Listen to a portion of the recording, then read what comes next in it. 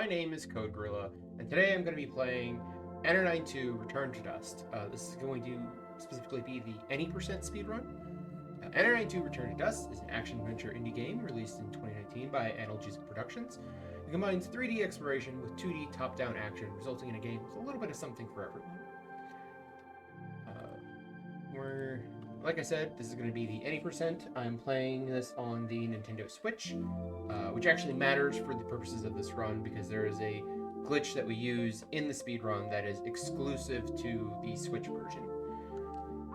We're going to go through the settings real quick before we get started, partially because it's just always good to double check them, partially because it's required for run verification on the leaderboards.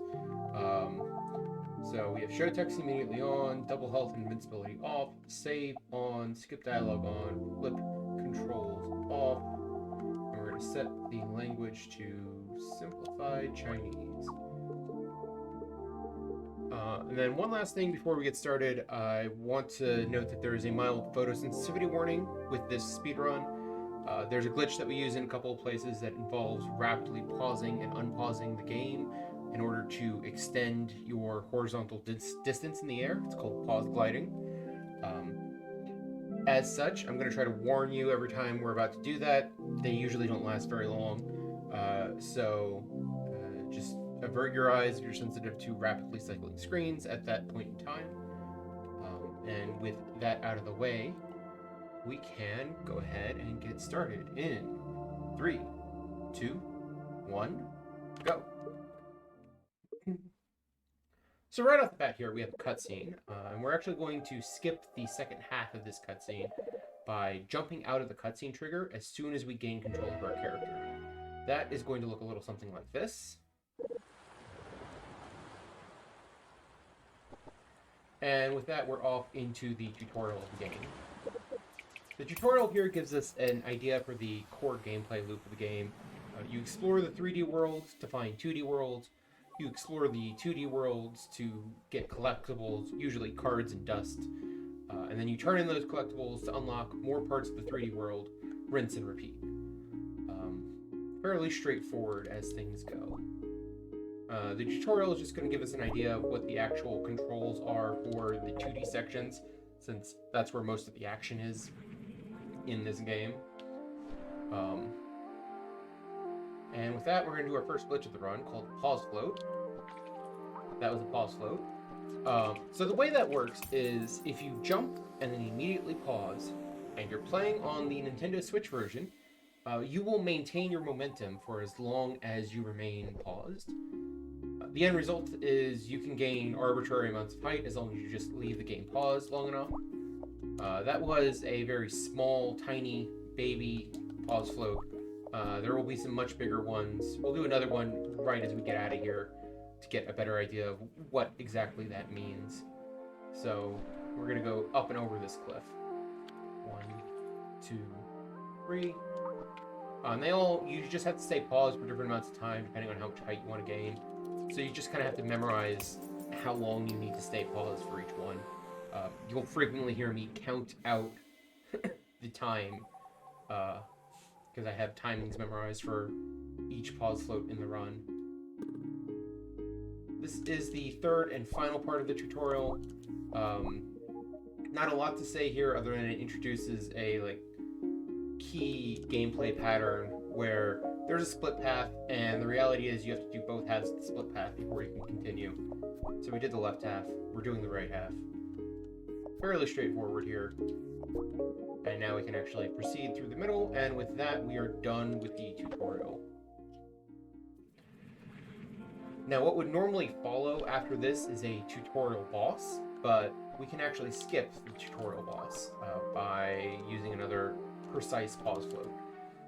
Basically, the way they try to force you to fight the tutorial boss is by locking you in with invisible walls.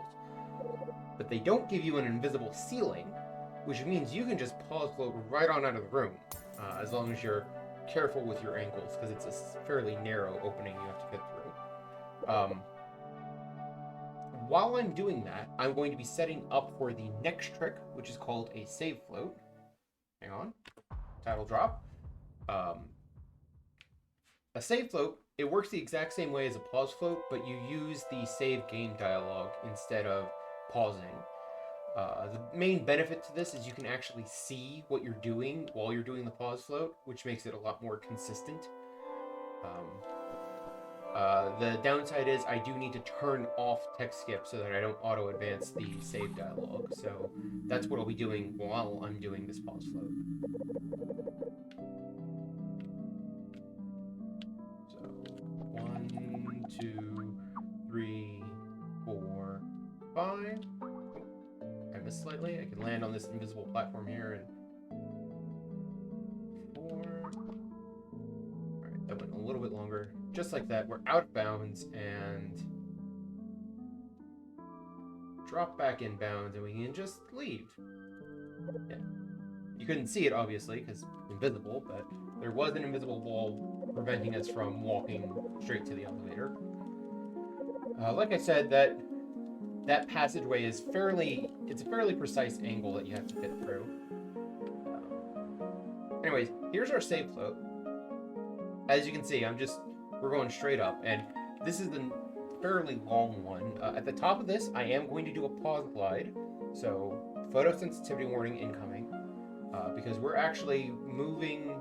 We're gonna run way out of bounds to a debug platform that has some cutscene triggers, and we're gonna be a little bit tricky with this.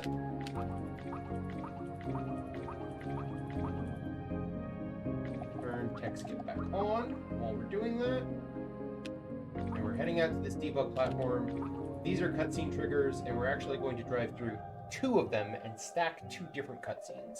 One is this repairing the prism, there you see the cards there, and the other is, you might have noticed the coloring changed. We've actually cleared the storm over the city.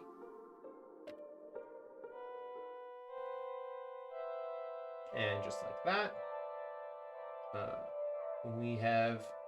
so we could move on to essentially chapter 2 of the game, but it turns out we need the cards from chapter 1 to get past chapter 2. So we're gonna go around here. This is Center City C-Note, and we're still gonna do the chapter 1 2D areas to get their cards, but unlocking this, like clearing the storm, and it also upgraded our vacuum cleaner, which is our primary weapon here, just makes this part go a lot smoother, so still a good idea to do that first.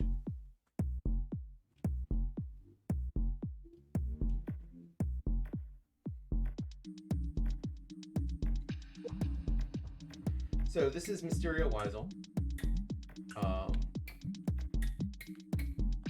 Hang on.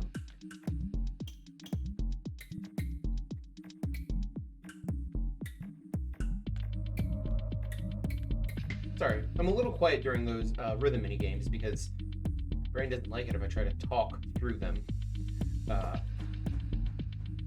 So before every main 2D area, there is a rhythm mini game, like the one you just saw, and they're basically just little auto-scrollers. Like I said, I'm going to be quiet during them because otherwise I will flub my inputs, and nobody wants that. Especially if we're trying to go fast. But yeah, like I was saying, this is Mysterio Weisel. This is our first main 2D section. The gimmick here is, there's a couple of gimmicks. We have these shooters that we have to bait into hitting certain things or not hitting certain other things. But the main gimmick is a new type of enemy that's getting introduced called a baby slime. And the way the baby slimes work is if they are destroyed for any reason whatsoever, a gate pops up to block your exit out of the room. So you have to make sure they all stay alive. This is what they look like. And when I say any reason whatsoever, I mean they are extremely fragile. You inhale one, an enemy attacks a one with friendly fire, you walk into one, poof, they're destroyed, and you have to reset the room. Despite that, we actually are still going to use one for ammunition a little bit later on because it's faster to use that to kill an enemy that's far away and then reset the room, because the enemy we need to kill stays dead. So that's going to happen in just a moment here. Like here, if we stuck around long enough, those older slimes would kill the baby slimes and we would be in trouble. Here, do that, reset the room, and we're basically done. We're going to do a boss skip here. The way this works is you hit the boss before you fully enter the room, and then you enter the room while the boss isn't hit stun. The boss fight doesn't trigger, and you can just walk on by. And just like that, we are done with Mysterio Liza. A brief little cutscene at the end of each one of these. We get our card, which is the main thing we came here for. We also get a bunch of dust, which is going to end up being important. So, we effectively beat Chapter 1 early, but to beat Chapter 2, we need to collect 12 cards, which is every card we can reach at this point, and have, 200 dust in the tank, in the prism in the center, or in our tank combined. 3. So that is what we are doing right now, is going around to these 2D areas to get cards and dust. This is Brand Malignant. This is going to be our next 2D area. We've got another rhythm minigame here, so I'm going to be quiet for a moment.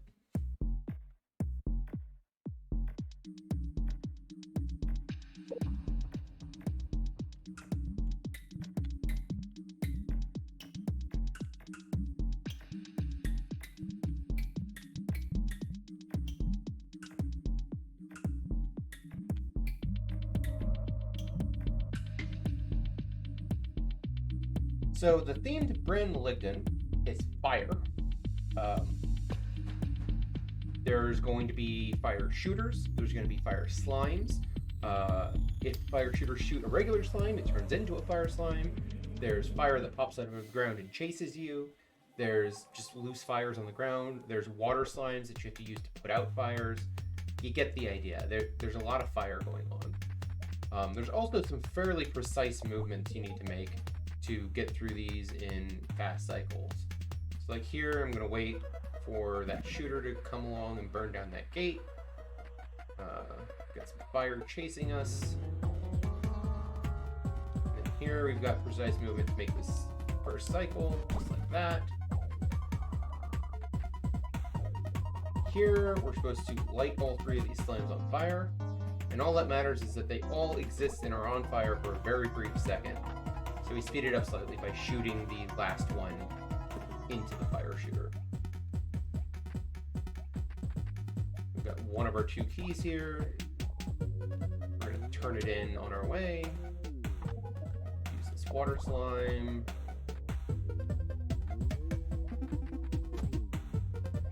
Here it's faster to just face tank all those fires. Got another fairly precise set of movement in that room to get that on an early cycle. The cycles are always consistent when you walk in the room, so at least when you walk into the room for the first time. So as long as your movement is precise, you will get that fast cycle every time. Coming up is another boss. This is one we could theoretically skip, but the setup for it is sub-pixel perfect, so I would consider it TAS only if TASs of this game were a thing. But also, a clean kill like that one doesn't take very long, so it's not that big of a deal. And just like that, we are done with Brand Malignant as well. So, like I said, we're collecting cards, we're collecting dust. Part of the trick about collecting dust is that our tank only holds 90 dust right now. And we need 200 by the end of all of this. That means we're going to have to turn in dust at least twice in order to actually get through Chapter 2. We're going to do one of those right now with a big pause float. 1, 2, 3, 4, 5, 6, 7, 8, 9, 10, 11, 12, 13, 14, 15, 16, 17, 18, 19, 20, 21, 2, 3, 4, 5. Some pause gliding here, so photosensitivity warning. those rocks are fake, so we can just drive right through them. And you might have noticed I turned off text skip again. That's because I'm trying to stack these two cutscenes, which are turning in dust and reinforcing the prism again. But they don't resolve correctly if you let the text auto-advance. So we wait until the camera fully pans out, and then we advance the text manually. And that guarantees that we actually get the benefits of both of those cutscenes, and don't have to worry about any weird timing things happening. We'll turn text skip back on in just a moment and leave it on for the rest of the run.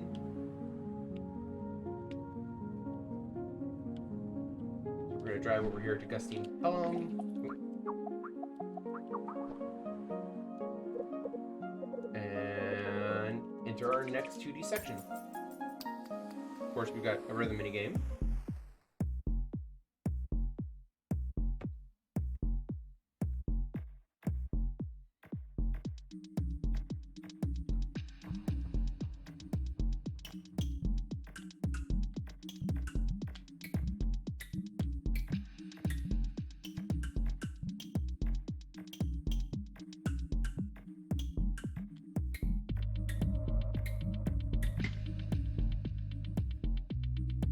So the theme to Gustine Pelham is these tongue levers. Basically, there's little uvulas you pull on with your vacuum, and it causes these walls that are shaped like tongues to retract or extend accordingly. And then some of them will automatically reset after a short period of time, so you gotta be fast too. Like, you get the idea.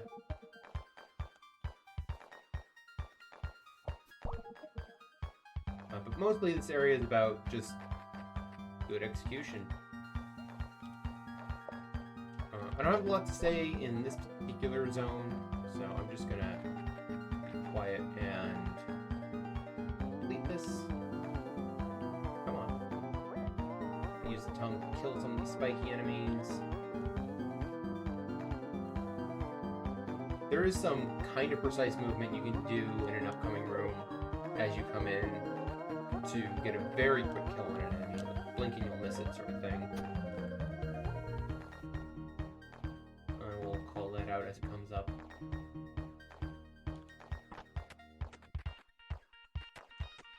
We got our first key. Turn it in. Hit save point just in case. Alright, and then I'm going to do a setup here to kill that enemy very quickly. And just run through the room incredibly fast. Turn in our second key, go ahead and make another save. Here's the boss. This one is actually impossible to skip because of the wall in the middle of the arena. But again, the boss fights don't take too long if you're fairly precise with your movement. And just like that, we're done with Gustine Pelham. We're now at 3 cards. And around 100-ish dust. We're going to turn in dust one more time before we get to the next chapter of the next set of 2D areas. But before we get there, we've got one more in the Chapter 1 zone, in Center City C note here. Which is Great Guam. And we're going to introduce one more new glitch to this run called ride scale clipping. Ride scale is the name of your car form, so we wedge ourselves in the corner, spin the camera, and turn into a car just right. You can clip through basically any corner. We use that here to skip a little maze labyrinth type area. Makes it much faster to get to this particular set of NPCs. We're going to use it again to get back out. And that's unfortunately really the only places it has any use in the run. Because rhythm minigame.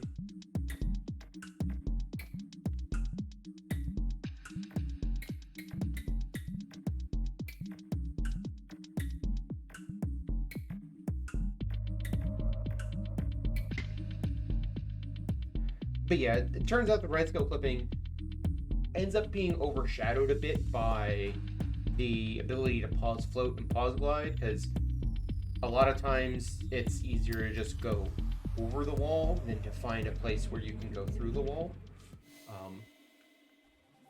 And to be honest, this game doesn't have that many walls to begin with, so it doesn't end up being useful that many times.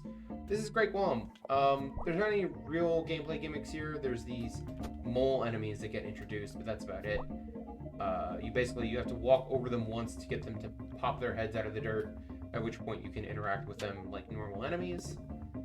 The top section here that we're about to get to has a series of dark rooms, and the way those work is you go down a ladder and you're in a dark room, and the dark room is the exact same layout as the light version of the room, but with the red ropes removed so you can actually pass, and sometimes with some sprites added. So it's really just a memory test, as you can see, or not see, I guess.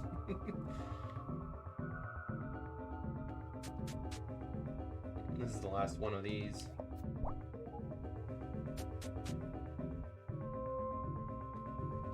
Alright, we did the bottom path, we did the top path. Now we can move on. We're gonna shoot some blocks and some electric slimes. Interrupt the Guam family dinner. And we have another boss skip here. We are not going to fight this upcoming boss. We're going to just very carefully trigger that enemy to pop out and use it as ammunition to hit stun the boss and just move on with our lives. And just like that, Great Guam is done. That is the last of our Chapter 1 sections. Now, if you were playing this normally, you would take all these cards and you would fill the prism up to 100 dust, and you would use that 100 dust to clear the store. And that would give you access to Chapter 2. We've already done that. So we're just going to move on to Chapter 2 and save all of our dust. Like I said, we're going to do another right scale clip there. There's a pause glide coming up, so photosensitivity warning now. And done. And we're just going to move on. We're going to remember to turn in our dust here, because there's a convenient drop-off spot. This is sort of the intended way to turn in dust and not fly way out of bounds to touch a green cube floating out in the void.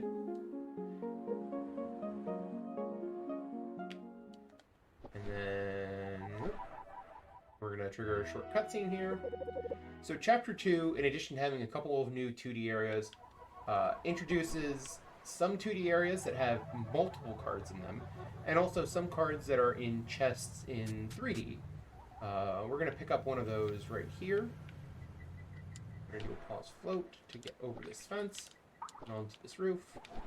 Drive across this roof. Grab this. 1, 2, 3. Drive along this roof, and then another big pause glide coming in here.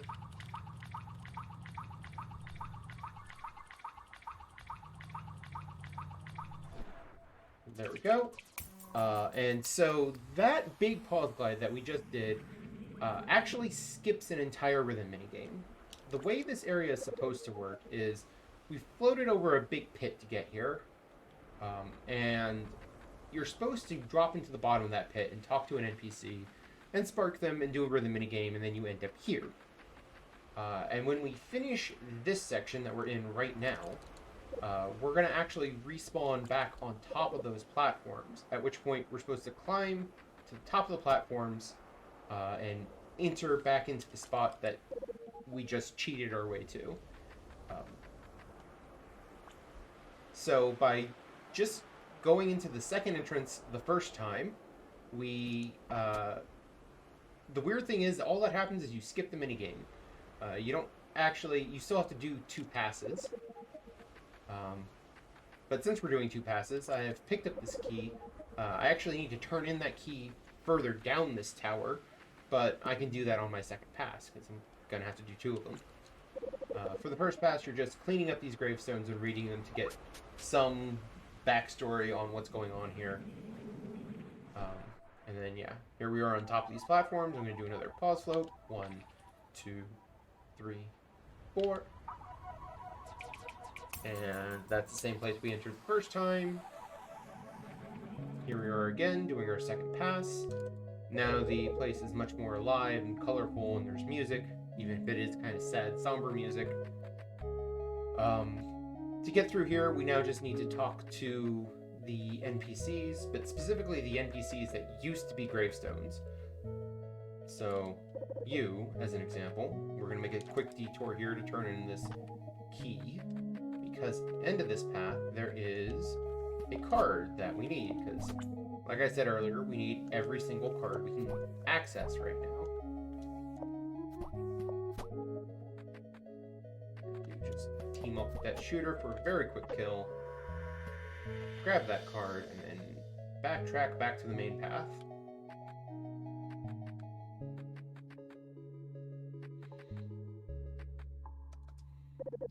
So yeah, like I said, we're talking to NPCs that used to be gravestones. We can ignore the ones in the lower left of that screen and just talk to the ones on this screen. Don't need to go to the left with the key this time because we already grabbed it. And just like that, we are pretty much done with this area.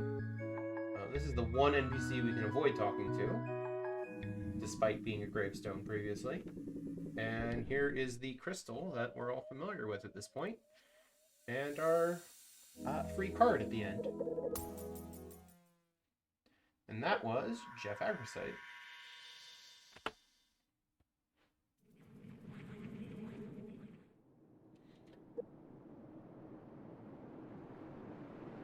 So when we respawn here, we're going to respawn in the bottom of the pit where we were supposed to start from, down here, and talk to that NPC.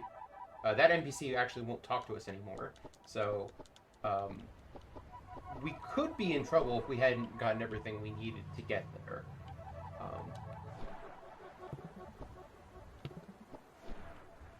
Thankfully, we did get everything, so it's not a big deal. We're going to just drive a little bit along this freeway. There is going to be another pause float and 2 pause glide here to go behind that waterfall. Because, of course, there is a secret behind the waterfall, because 2, 3, 4, 5. Because, you know, game design. You always put something behind the waterfall. That's just how it works. 1, 2, 3. Another pause glide here. And there's several more in a row here, so go ahead and keep averting your eyes. 1 more pause glide here.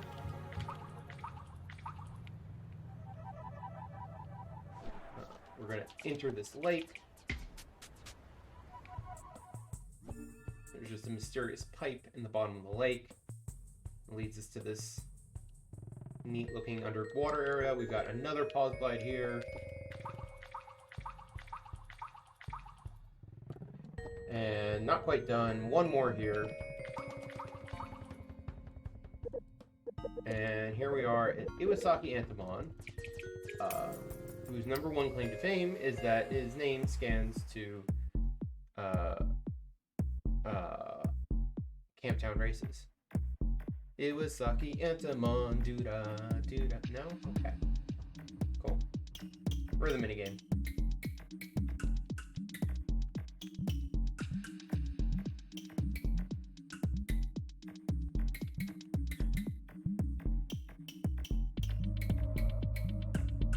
Iwasaki Antamon, all the doo-da day. Right, so the theme here is snow and ice. Will be very apparent as soon as we get in here. We've got some snowman slimes, we've got frozen spikes with orbiting ice cubes, but the true danger of this area, and one of the scariest enemies in the game, are the snowmen. There was one on a few screens ago already, but you will see the true terror of the snowmen in just a minute. First, we got to make a detour to get a key down here. That's not a snowman. That's a snow slime. There's a snowman hiding there. We'll walk through there. That looks cooler than it is, because again, the cycles are consistent when you enter the screen. So as long as you're positioned well. Anyways, here's the snowman. They have that alarm klaxon, then they chase you down, and if they hit you, they explode, and really the thing that makes them scary is they do 2 points of damage. Everything else in the game, for the most part, does 1 point of damage. The only other thing in the game that I know of that does 2 points of damage are the final boss's attacks. But for some reason, exploding snowmen, most dangerous enemy in the game. This is one of the few places where you actually have to watch your health a little bit. For the most part, it's fairly straightforward because every time you walk over a save tile, it gives you an automatic free heal. So you're rarely in any real danger because the save points are fairly frequent and on the way. That said, I have enough health here to be a little bit careless with my health, so... And that's what I have done. And that is everything we need out of this area. We got our side card, and we're just going to walk to the end. Now I'm relatively safe because this is the last spot where I can take damage, and I didn't. We're just going to walk to the end here. We do have to make a quick detour into 3D because there's a gate blocking our way. There's an alternate entry point we can use that is this mailbox right here.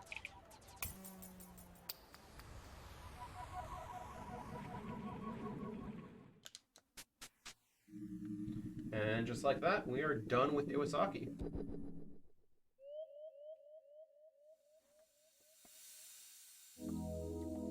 So at this point, we picked up 9 cards.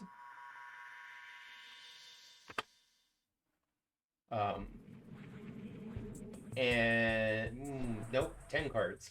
10 cards. Because we've got 2 in 2D, or 2 in 3D, 4 in the Chapter 1 areas, and 4 in the Chapter 2 areas. We have 1 more in 3D, and 1 more in one last 2D area. And after that, we can move on to Chapter 3. I'm kind of giving the chapter numbers myself, based, not entirely unbased in reality, but because they're based off of the Steam achievements. Anyways, here's our last 3D card that we need, and 1, 2, 3, 4, 5. Pause glide incoming. Pause glide done. And here's our last 2D section. Just much faster to go up and over that ridge than to try to go around it. This is Clonway Jonstein, the brother of Lonway Jonstein, who was the NPC we talked to there at first. Got a rhythm minigame.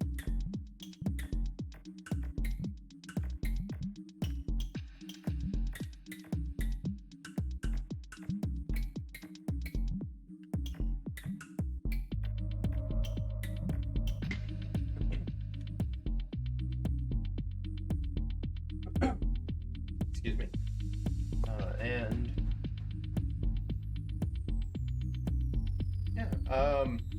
So the gimmick here is we have a shadow clone, who you will see in a few screens. And the shadow clone will go on the opposite side of the screen and mirror our movement. So shadow clone can touch shadow buttons. The shadow clone dies if it touches shadow goop. It can turn regular spikes into shadow spikes, and the shadow spikes can touch shadow buttons. And then the shadow spikes also die if they touch the red goop. So here we've got to navigate it around all the red goop.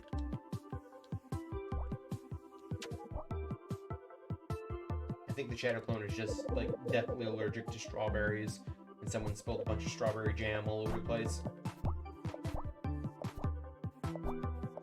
But here, the shadow clone would have gotten in our way if we just tried to leave, so we had to intentionally go dunk it in the jam. And that is the first chamber. This 2D section is separated into, I think they call them test chambers, although it's been a while since I've played this with the text in a language that I understand and at a readable speed.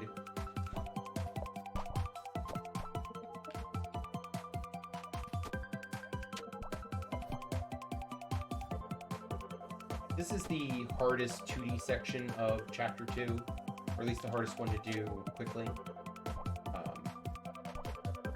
It ends up being just a lot of fairly precise movements to get through here as fast as possible.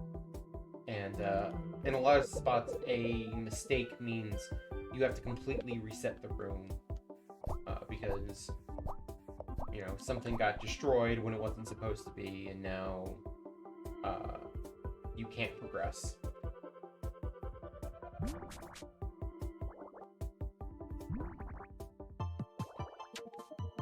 I'm going to make sure to touch the save point that's coming up, because I'm a smidge low on health. Although, not that big of a deal here. Here we got to touch that upper button, because positioning ourselves to get the spike into the lower button will dunk the clone.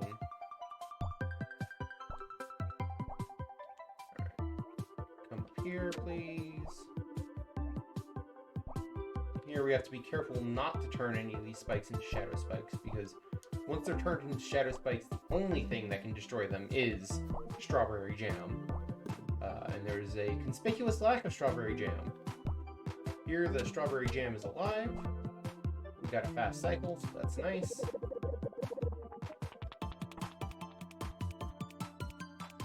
With that, we've got our last key. Let me walk to the teleporter, it's fine. One last screen where we have to intentionally dunk our shadow clone into some strawberry jam.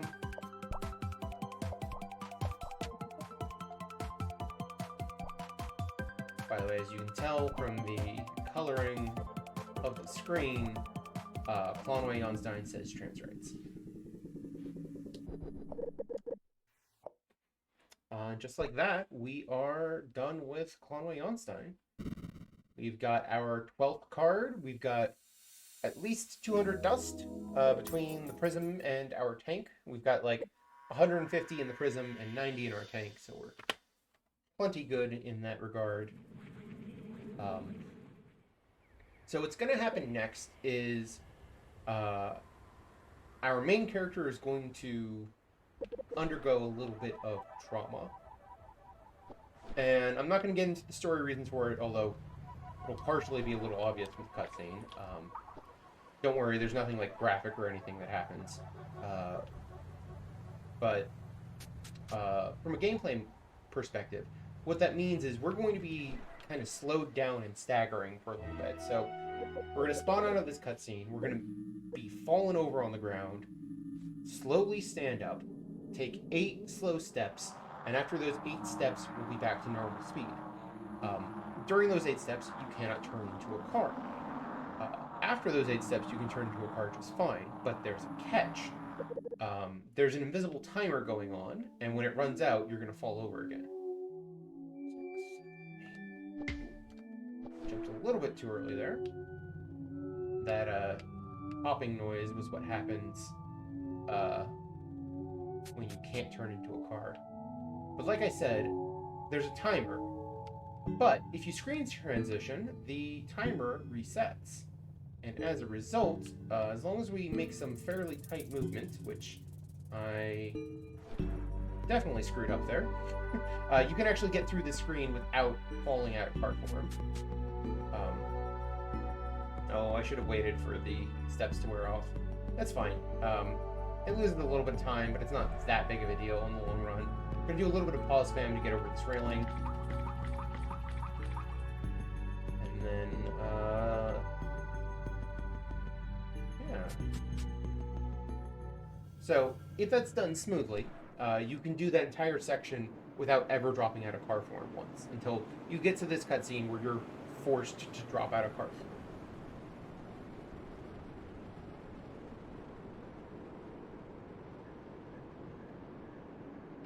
So we're passing through this big dust storm because we had a vision of the tower on the other side of this desert.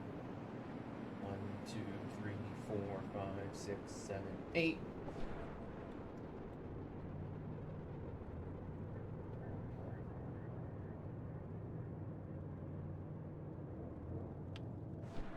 And so we're going to explore this tower. Now, as a rule, being a car is faster than being a person. So if you ever see me not turn into a car for basically any length of time, just assume that I can't. For example, here, we cannot turn into a car. That said, that yellow sigil we touched at the bottom of the tower inverted the gravity of the tower, so we're now falling up the tower. And we've now made it to the top. We're going to make a somewhat precise jump. We're going to try to make a somewhat precise jump to avoid falling over before we scene transition. We're going to do a pause float here. 5. Do a little bit of pause gliding. And we're trying to spark this fruit so that we can enter this fruit. But this dog shows up and eats the fruit. And so now we have to enter the dog instead. The dog always jumps to the same spots in the same order. So it might look random, but it is not random. And with that, we have made it into Dustbound Village. This is a fairly long and story-heavy part of the game. So this is where we're really glad we have the automatic text skip, because there's a lot of text in this part of the game. One thing I want to talk about here is cutscene spawn displacement, is what I generally call it. Basically, if you're going from a 2D cutscene into another 2D cutscene, and you're holding down directions on the D-pad while the cutscene transitions, you'll start moving before the second cutscene fully loads. So I should have started next to the bed there, and instead I got this little bit of a head start. There's a lot of cutscenes in this area, so as you can imagine, that's used a lot of times in this area. They're all fairly minor uses, because it's not like you get to skip any cutscenes by moving out of them fast enough. But you do get some decent stuff going on there. So, in the story in this part, our main character, Nova, is, kind of dealing with some grief. Kind of dealing with being stranded and on her own and in a strange kind of new world to her. And is trying to settle down into a new routine. And what that means for us is, after we finish this sort of grand tour of Dustbound Village, which is the name of this area, we're going to do a couple of different types of segments, and we're going to repeat them multiple times. So there are 3 types of segments. There's gardening, there's rituals, and there's wrestling. And we're going to do a couple of each of those. So first, we got another cutscene spawn displacement, which helps here a lot because we've been significantly slowed down during that little bit. But then from there, we're going to go into our first gardening segment. The gardening segments are basically the 2D action you already know and love in this game. So it's just, go through some 2D areas, defeat all the enemies, that sort of thing. This room, we have to just wait for this shooter to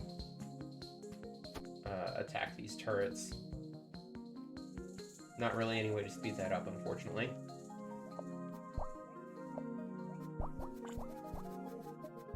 And just like that, we're done with gardening 1. Next up is the ritual segments. So we'll be doing our first ritual here. Every time we're going to walk to the train station and walk to that shrine I was at just a little moment ago. So walk down here. You can, if you line yourself up with the left side, you can just walk into that instead of needing to use your vacuum to pull it. And the ritual sections always pretty much go the same. You roll the dice, you cross the rickety bridge. I said you cross the rickety bridge, and then you send a sacrifice down the slide. And the only thing that changes is the results of your die rolls and the sacrifice that you send down the slide. And then we have the wrestling sections. So these are like sort of mini-game boss fight type things. It might look like I am just hitting my target normally, but I'm actually pretending to hit it by letting go of the fire button when my shot is near the target. If I actually hit the target, I don't get points for it. And the goal here is to fill up that left bar, which is the audience satisfaction meter. We got that little quick time event, and then we're going to do a little bit of back and forth here, and I'm trying to get hit by the reflected attack. And that was Wrestling 1. It's going to evolve in the future wrestling sections. But first, we have to go do Gardening 2.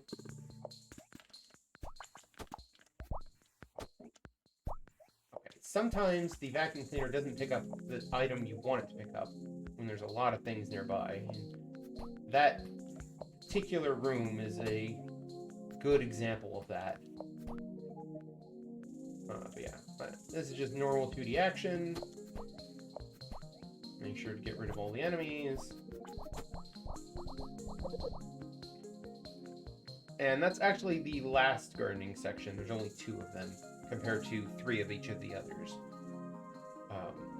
We're now on to Ritual 2.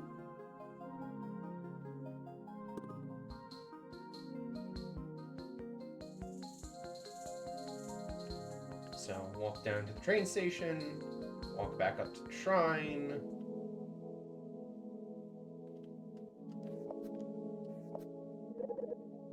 Cross the rickety bridge, and send a sacrifice down the slide. And then we have Wrestling 2.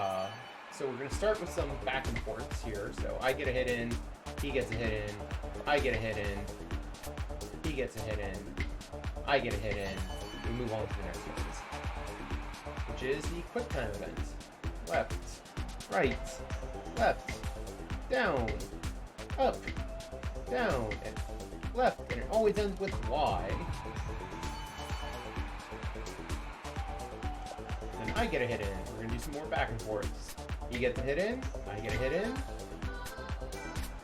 He gets a hit in, I get a hit in, and then I stun him, and I spit him out of the arena. And I win this wrestling match. Spoilers, it's completely rigged, but... we got some cutscenes going on here. And I'm talking a lot here because I'm filling space. Obviously, if I'm running this in a marathon, there's a lot of this where this is where you read donations, this is where you read sponsorships, obviously. But since I don't have any of that when I'm doing my own local recording, I'm just gonna yammer on. And try to explain as much about the game as I can for those of you from whichever game selection committee are viewing this. Which, by the way, thank you for your time and your consideration. With that out of the way, we're on to Ritual 3. So once again, we're just walking back to the train station. We take the train over to the shrine.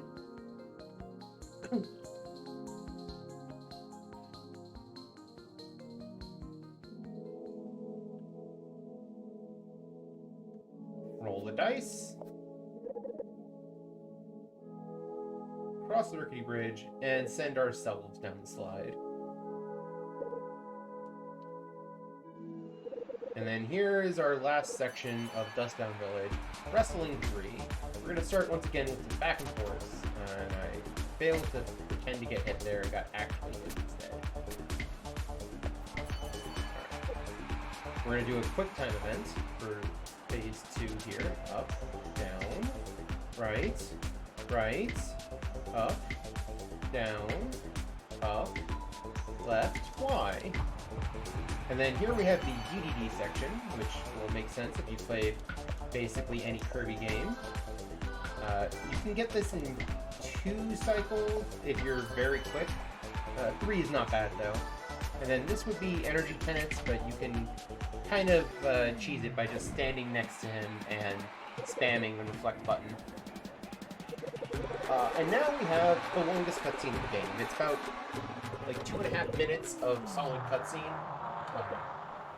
Not quite long enough to like take a restroom break, but long enough to stretch, you know, get up if you need to, get some water, get a snack, as long as you're relatively quick about it. So I'm just going to sit here and stretch a little bit. This is obviously a great place to read a bunch of donations, because not a whole lot going on to talk about. I'm not really going too deep into the lore of the game. If any of this looks interesting, the game is a lot of fun. You should just play it yourself with the text in a language you understand and at a readable speed. So, you know, not speedrunning it. I highly recommend this game. The writing in this game is fantastic. It's almost a shame that you skip all of it with the speedrun. Neat. Bolt split. Yeah, no, this cutscene's still going. I split in the middle of it, because I like to use the 2D to 3D transition sound effect as the timing for when to split.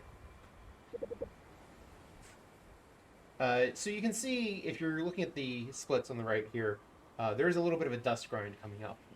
And that's because to actually end the game, we no longer care about getting any cards, except for one very specific special card, but it doesn't count to the main card total. What we actually need is we need a collar base, 3 collar pieces, and 150 dust in the prison. And the thing is, our tank only holds 90, so we're going to have to turn in dust at least once. But there's not really a good opportunity to do that once we get into doing everything else. So the best routing for that is to just go grind 60 dust right now and turn it in right away. So that's exactly what we're going to do. So I'm going to do another little pause glide here after I drive up a wall a little bit. Up this wall. Pause glide over that fence. We could have opened it at some point, but it's just faster to skip it every time. Ooh. 1, 2, 3. Camera keeps wigging out a little bit there. But anyways, we're going to come back here to Conway Jonstein because there's a spot near the beginning of this area that is a convenient spot to grind dust, which is this room right here. We're just going to deal with these 3 slimes over and over again until we have 60 dust. Thankfully, it does not take very long. It is a little bit RNG based, but I have yet to see like truly awful RNG where it just takes forever.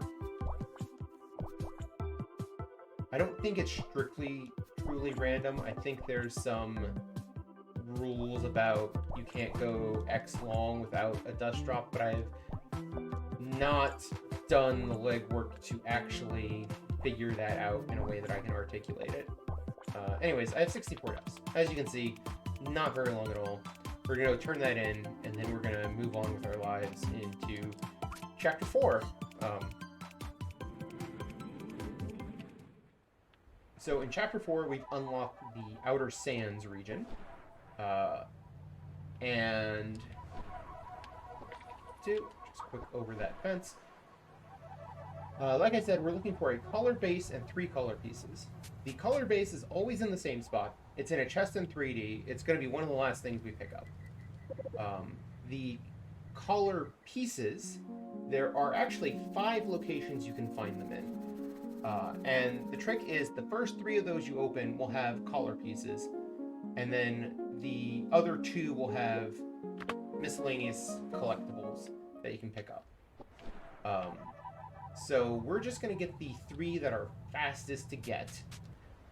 And then also there's a convenient spot to grind some dust while we're at it. So the first one of these is a place called Desert NPC, also known as No Such Scene, also referred to as Meeting the Dolphin.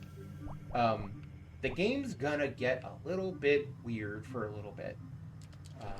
So just a fair warning. And you might be thinking, this game already seems a little weird. Yes, I know.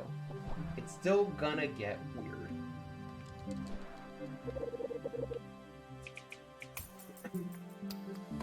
Let's do what could be the hardest rhythm minigame in the game.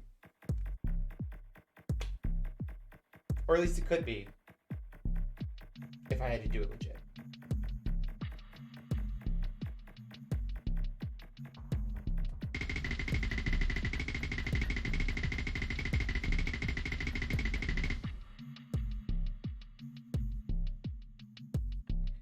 If you're looking at this and you're thinking, this looks weird and broken, you're correct.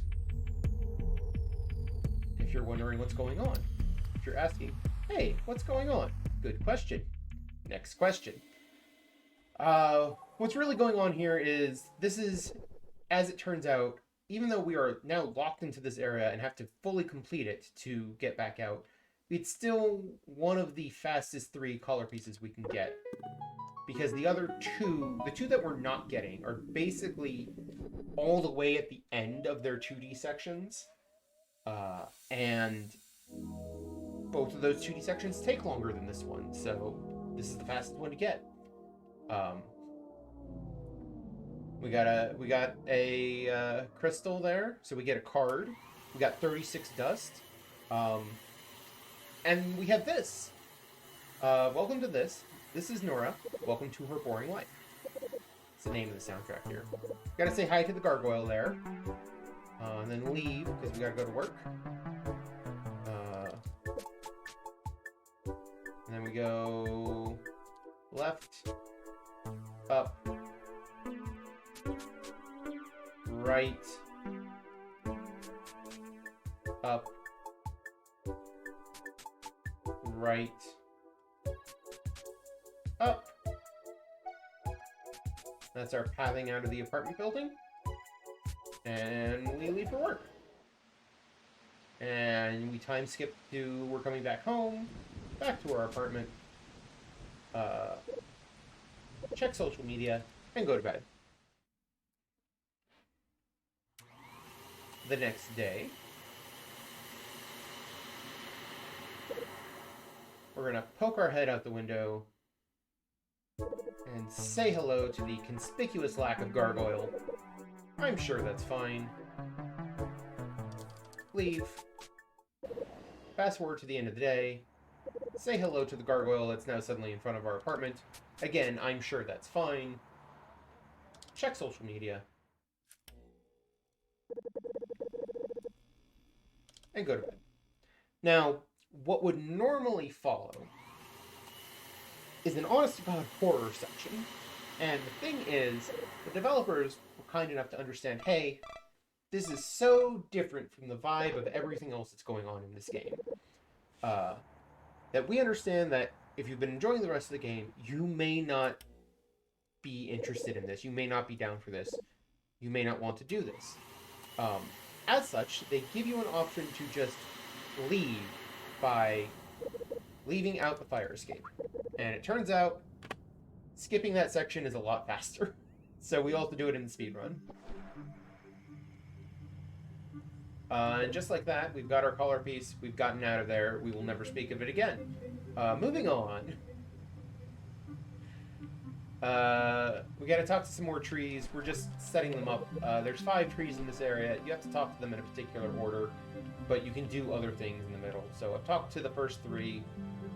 We'll get the other 2 when we're done. But we are on our way to Orb Sector 4-16-5, which is way up here at the top of this hill. One of the rare 2D sections that does not have a rhythm minigame in front of it. We're just thrust right in. And what you're supposed to do here is you're trying to get through that gate that you see at that screen, and you're going to do that by earning favor tokens. And there's this whole mini game that you're supposed to play where you're supposed to run around these towers and get fashion orders from various residents of these apartment buildings so that you can take them back to this NPC and design outfits and do this whole thing. And we don't care about any of that.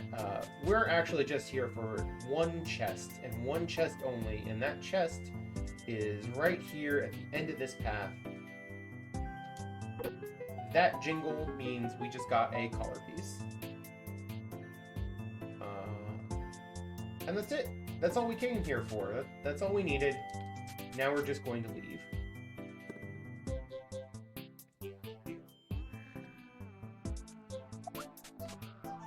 And we're done. If you want to see the full version of that area, check out the All Cards run, because there are a couple more cards there, and you have to actually play the mini game.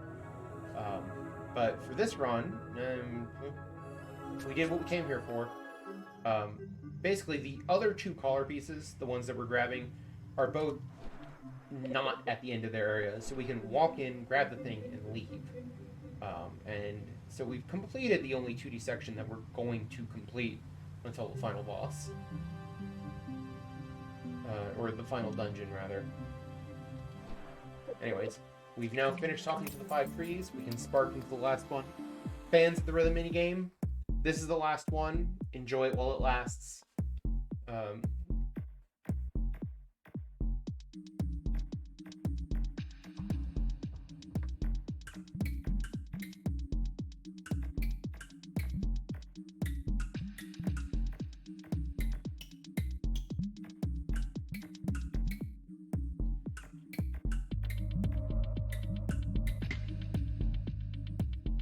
That was the final rhythm minigame. Once again, we are here mostly just to pick up a collar piece. But if you'll recall, I said we needed 150 dust. We grinded up to 60. Actually, we got 64 earlier. But that means we still need 86 more. Basically a full tank, and we only have 36 in our tank. So while we're here, there's also a convenient spot to grind the rest of the way up to a full tank. It will be fairly quick because of the particular spot here.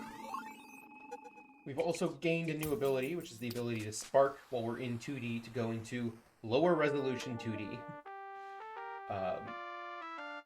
This won't really be that explored in the any percent run. We're going to use it a couple of times in the final 2D area. But otherwise, we've done all we need to do. Got to talk to that guy 4 times to unlock the gates out. You get to enjoy this nice, smooth jazz MIDI version of Greensleeves. If that was a thing you're into. And you get on this raft, hop down here, grab that chest. That's got our color piece. And 1 more screen left, and up. And this is where we're going to grind our dust, for probably obvious reasons.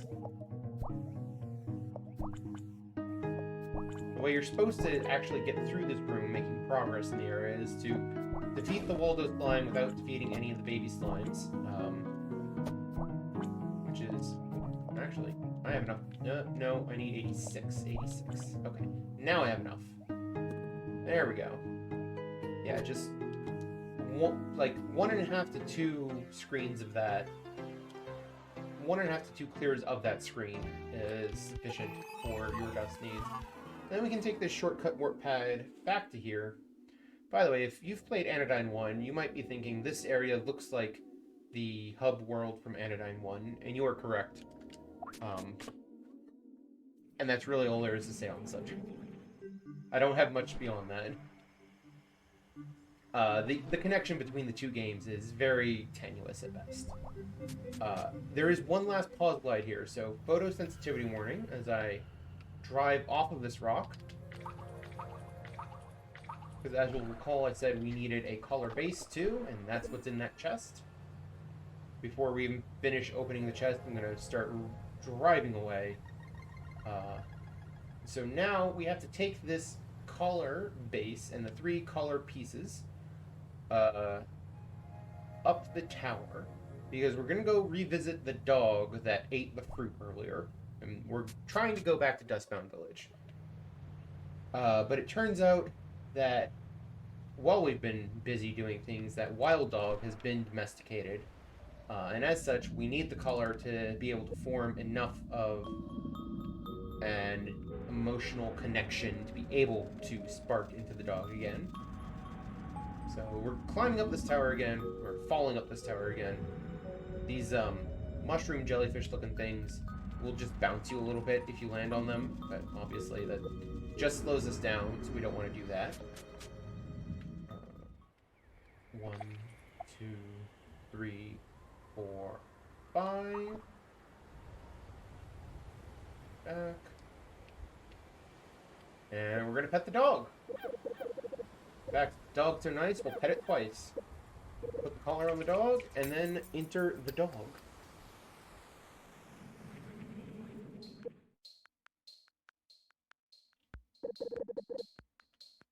And we are back in Dustbound Village, but things look a little bit different. The place has been completely cleaned up and repaired, and almost no one here actually remembers who we are, but we need this chest, this card, and to talk to this NPC, who is the only NPC from Dustbound Village that knows who we are. Also, coincidentally, our love interest. But basically, getting that card and talking to this NPC gives us the idea that, hey, the people we've been working for this entire game might actually be the bad guys.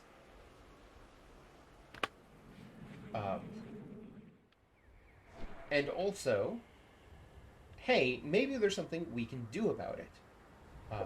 So now that that idea has been planted in our head, we can actually move on to getting the good ending.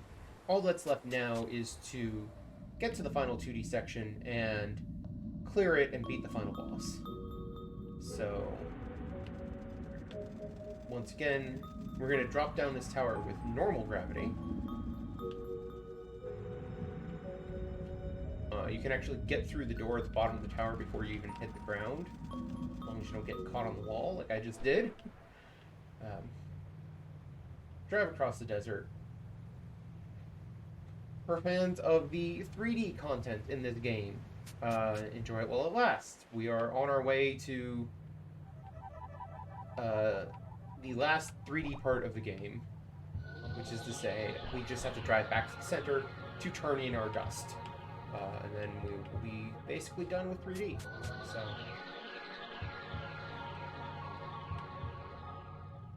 that railing happens to be just a suggestion.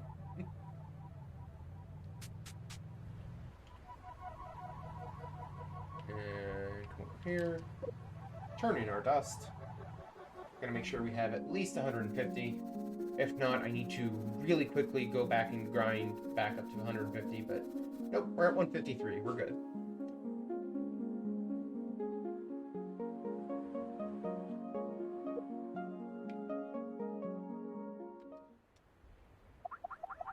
Button through some dialogues really quickly. It's basically a bunch of variations of, are you sure you want to do this? But are you really sure? But are you really, really sure? You get the idea. And then I'm not going to touch the controller during this cutscene.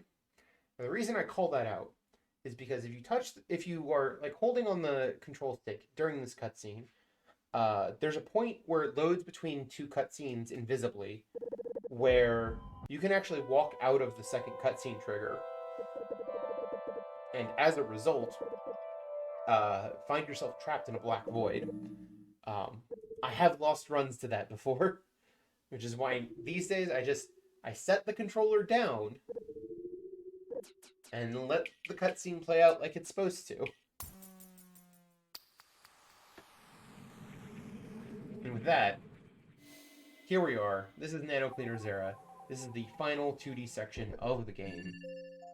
It is the longest and the hardest one as well, and it introduces a couple of new gimmicks. We've got these pink spikes that you can shoot to clear them. They damage you, they damage enemies.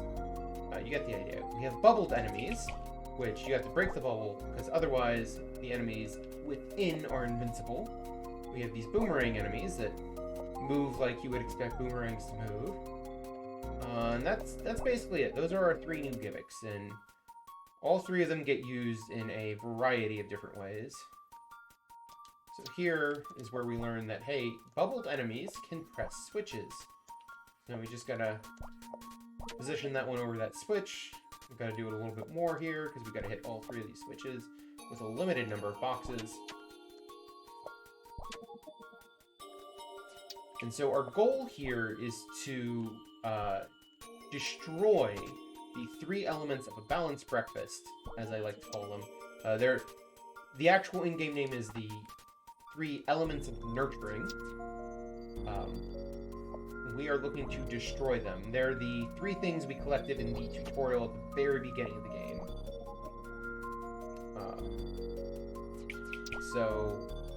To do that, each one is guarded behind a locked door, so we need to also collect 3 keys, which is what we were doing right now. Here we gotta be careful to make sure that shooter doesn't run into the spikes, because it's our only way to deal with these spike enemies. We've got a second key. We're now going to start spending these 2 keys before we pick up the 3rd key, because it's just the convenient ordering. We're going to come down here. We've got a bubbled boomerang. The bubbled boomerang is going to be invincible, but we need to make sure that these spike enemies are not open to path for later. Unlock this path, and we are on our way to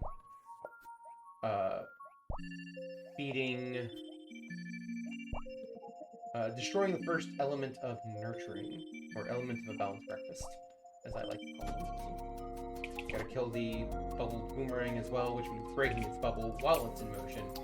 And here's our first element. We're gonna go into lower resolution 2D, we're gonna fight a bowl of cereal, and we're gonna pump 10 shots into it as quickly as possible. It moves around in a basic square pattern until you hit it with your vacuum, at which point it stops moving. So we hit it with the vacuum once, and then just stand next to it and mash 10 shots into it as quickly as possible. And that is 1 element down. 2 to go. There is one other additional gimmick that is only used in this one upcoming branch. There's going to be red gates that are blood gates. If you take damage, they open. So of course these rooms make it a challenge to take damage. And the puzzle is figuring out how do you take damage with the elements you've been given. Like shooting yourself through the teleporter, or racing the snowman around this course to hit it before it explodes. Like that. And I did not take the damage there. So, gotta reset the room, try again. I am at 1 health, but I will get a free full heal before I'm at risk of taking damage again. Here's element number 2. Kind of looks like a coffee maker. I think it's actually a temperature regulator. But yes, element of nurturing / balanced breakfast. We just gotta backtrack through this area real quick. Hit the save point to get a free full heal. Do this right fork. We're going to pick up our 3rd key. We're going to use this bubbled spike enemy as a shield.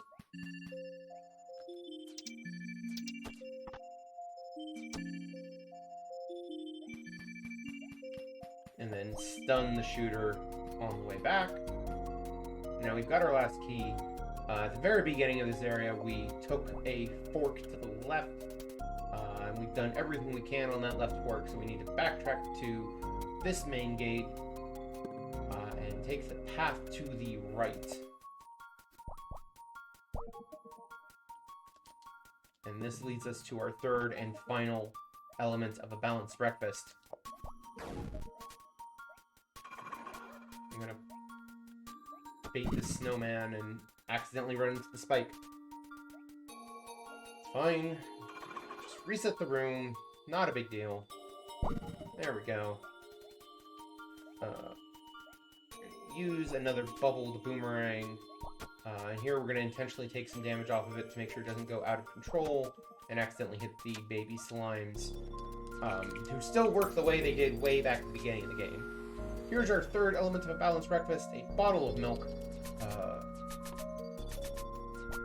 Works the same as the bowl of cereal, where it moves in a basic square pattern until you hit it with the vacuum, and then you pump 10 shots into it as quickly as possible. And with that, we have cleared the 3 elements of a balanced breakfast. I don't know why I'm speaking so dramatically, other than it's time for the final boss. We just gotta walk back to the center of this area. Not gonna bother healing there because there's a much more convenient save point right here. And down to the final boss, which is, of course, one of the most difficult and challenging things to do quickly in the game, and I wouldn't have it any other way. Part of the reason I like the good ending runs over the bad ending runs is because they end in this dungeon as opposed to ending in a dust grind. We are going for a 6 cycle here, so there's going to be 3 phases, and we've already missed the 6th cycle because I got to aim for the right spot. That's fine. We were going for 6 punches. We're going to now go for 7 punches because we got 3 in the first phase. But each phase, there's an interior and an exterior part. Interior parts all move with the same pattern, and you have to shoot these spikes into them as they travel through the sides, which means it's always the same 6 shots in the same 6 locations. Not too hard to do. Phase 2 exterior, we now have a turret in the upper right corner.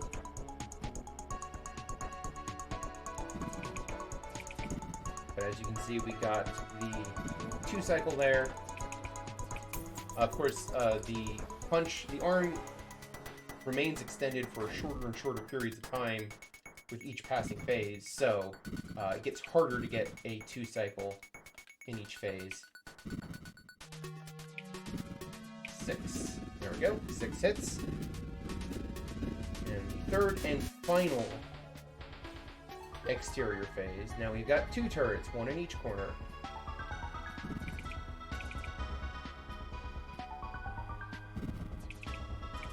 Alright. So if I hadn't flipped the first phase, I would have gotten the 6th cycle. It's fine though. Pick up a little bit of extra health and then go into the third and final location. We're going to tank some damage there to get that first hit. And then otherwise we should be good to go. 4, 5, 6. And with that, the final boss is defeated. Time is coming up very shortly. There is going to be a horrible screeching noise first, though, so this is your fair warning. Here it is. And then time is going to be when the last text box fades from the screen, like so. Time. That is Anodyne 2 Return to Dust. 80% good ending on the Switch in 1 hour, 16 minutes, 58 seconds, which is a pretty good time. I believe world record right now, at least the documented world record on speedrun.com, is 1 hour, 15 minutes, and 55 seconds. So that's a minute and 3 seconds slower than the world record. Also, for the record, I am the world record holder in this category. For the purposes of this video, I am going to sit through these ending credits and ending cutscenes and ending credits. Doesn't take too long. Obviously, if you're doing this at a marathon, this is where you would do your thank yous and your goodbyes and then move on to the next game. Because obviously you got a schedule to keep. But I'm going to just yammer on for a little bit here. Possible incentive ideas, if you wanted to. So this is the any percent run. There is an all cards version of the run as well. You could have an incentive. It adds about 20 to 25 minutes to the game, to the run. So you could have an incentive to upgrade to all cards. The interesting thing about that is everything up until you leave Dustbound Village the first time, so the first 50 minutes of the run, is exactly the same for both of those categories. Which means you could leave that incentive open until, 45 minutes into the run, 50 minutes into the run almost, and then cut it off and reroute on the fly. I'm also going to probably be recording one of these for all cards as well, so check that video out as well once it is uploaded. I guess the other thing we could do as an incentive is I could learn to do the horror section that we skipped for the content. I did it when I played it vanilla. I don't think I've done it since. So I could learn that between now and then. Between now and, well, whatever marathon this is going to be for. But I'm not super confident in that one. I don't know that it would be a great incentive, but I'm just kind of spitballing here. I'm waiting for the credits to end. Final thoughts. This game is great. I love this game. This is quite possibly my favorite game of all time. It's a lot of fun. It's a lot of fun to speedrun. This is my first ever speed game, and it feels so good.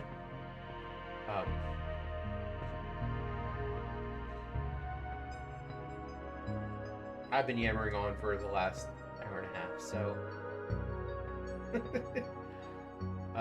thank you. If you're watching this as part of a game selection committee, thank you for your time. Thank you for your consideration. I guess reach out to me if you have any questions that I can clarify about the run. And yeah, that's all I got. We're gonna finish this in a cutscene. I'm gonna load back into the save and check the cards that I have. You don't actually need to do this for any percent, but I like to be in the habit because it is required by the leaderboard rules for verifying your run for all cards. You load back into your save file after you finish the game, and you confirm that you have, in fact, all of the cards. I like to do it in any percent as well to make sure I have the cards that I expect to have, which is these. The main menu said 13 cards. The weird thing is this one doesn't count, so I actually have 14 cards. But yeah, those are the cards that I expect to have.